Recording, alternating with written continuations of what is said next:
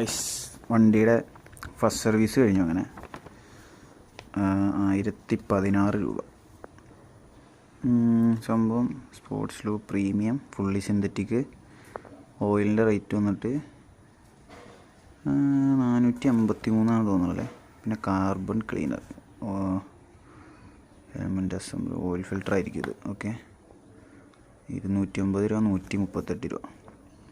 പിന്നെ ലേബർ 60 രൂപ, 120 രൂപ സംതിങ് എന്തോ ഞാൻ തോന്നുന്നു. അപ്പം ഇത്രയാണ് ഫസ്റ്റ് സർവീസിൽ ചെയ്തത്. പിന്നെ ചെറിയ ചെറിയ കാര്യങ്ങളുണ്ടായി, ഇതൊക്കെ ഞാൻ പറഞ്ഞപ്പോൾ അവർ സെറ്റ് ചെയ്ത് തന്നു. ഹെഡ്ലൈറ്റിൻ്റെ പൊസിഷൻ അവർ നേരെയാക്കി തന്നു. അടിയിൽ താഴെയും അഡ്ജസ്റ്റ്മെൻ്റ് ഉണ്ടെന്നാണ് പുള്ളി പറഞ്ഞത്. അതും കുറച്ചിട്ടും ഹെഡ്ലൈറ്റ് മരത്തിൻ്റെ മേളിൽ തന്നെയായിരുന്നു അടിക്കുന്നത്. പക്ഷേ ഇവിടെയും അഡ്ജസ്റ്റ്മെൻറ്റ് ചെയ്ത് ഇപ്പോൾ നേരെയാക്കി തന്നു. ഇപ്പോൾ ഫുൾ നമുക്ക് റോട്ടിൽ തന്നെയാണ് ലൈറ്റ് തന്നെ.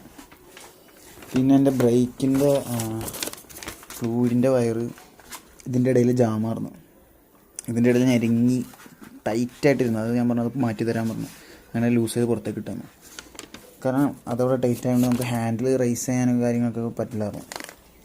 അത് ശരിയാക്കി തന്നു.